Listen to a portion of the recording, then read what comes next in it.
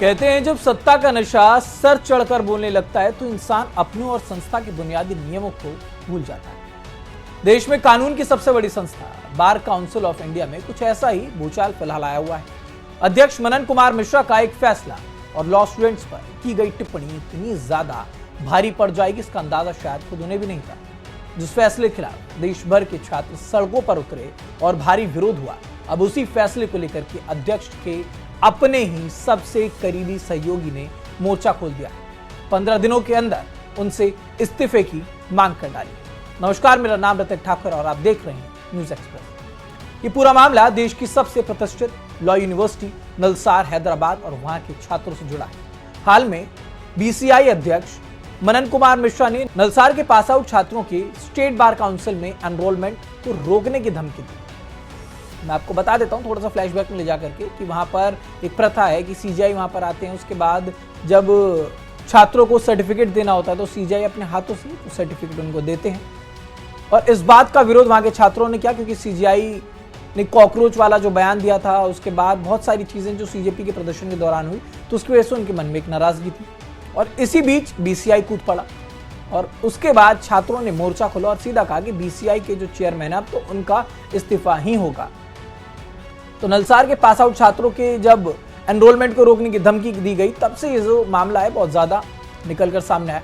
छात्रों और यूनिवर्सिटी प्रशासन को निशाना बनाते हुए ऐसी सख्त टिप्पणी की गई जिससे पूरे देश के लीगल फ्रेटर्निटी में आग लग गई। छात्रों का भारी विरोध, देश भर के लॉ स्टूडेंट्स, युवा वकील और बार एसोसिएशन इस तुगलकी फरमान के खिलाफ एकजुट हो गए। बैकफुट पर बीसीआई, चौतरफा दबाव, मीडिया कवरेज और वकीलों के भारी विरोध के सामने बीसीआई को अपना फैसला वापस लेने के लिए मजबूर होना पड़ा। लेकिन बात सिर्फ फैसला वापस लेने पर खत्म नहीं हुई।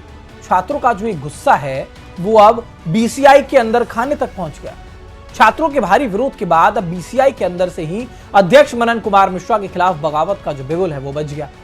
बार काउंसिल ऑफ इंडिया के को चेयरमैन YR सदाशिव रेड्डी ने एक प्रेस कॉन्फ्रेंस की और उसके बाद मनन मिश्रा पर सीधा हमला बोला। रेड्डी ने साफ शब्दों में कहा, नलसार मामले में बिना बोर्ड की सहमति के छात्रों का भविष्य अधर में लटकाया गया। बार काउंसिल ऑफ इंडिया किसी एक व्यक्ति की व्यक्तिगत जागीर नहीं।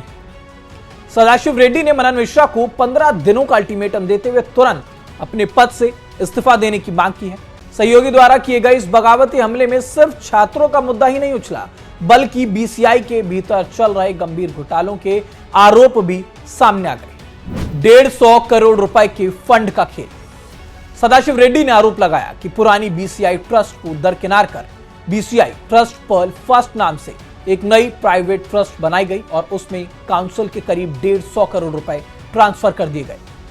मनमानी और नेपोटिज्म। आरोप है कि बिना किसी पारदर्शी प्रक्रिया, विज्ञापन या परीक्षा के बीसीआई के लॉ संस्थानों में रिश्तेदारों और करीबियों को बैकडोर से नौकरियां बांटी गई। तो वैसे में दूसरी तरफ चौतरफा घिरने के बाद बीसीआई के चेयरमैन मनन कुमार मिश्रा का यह दावा है कि सारे के सारे जो आरोप हैं वो बेबुनियाद हैं। उनका यह कहना है कि सदाशिव रेड्डी विपक्षी राजनीतिक दलों के इशारों पर संस्था को बदनाम कर रहे हैं। नलसार विवाद से लेकर के फंड ट्रांसफर तक सारे के सारे फैसले नियमानुसार लिए गए थे। लेकिन सवाल यही है कि जब छात्रों का हक मारने की कोशिश की गई तो फिर भारी विरोध हुआ और जब जब अपनों ने ही 150 करोड़ के हेरफेर और मनमानी की पोल खोल दी है, तो क्या मनन कुमार मिश्रा 15 दिनों में इस्तीफा देंगे? क्या देश की बड़ी लीगल संस्था में पारदर्शिता के लिए एक निष्पक्ष जांच होनी चाहिए? इस पर आप क्या सोचते हैं हमें कमेंट बॉक्स में जरूर बताइएगा। देश दुनिया से जुड़ी तमाम खबरों के लिए देखते रहिए न्यूज एक्सप्रेस।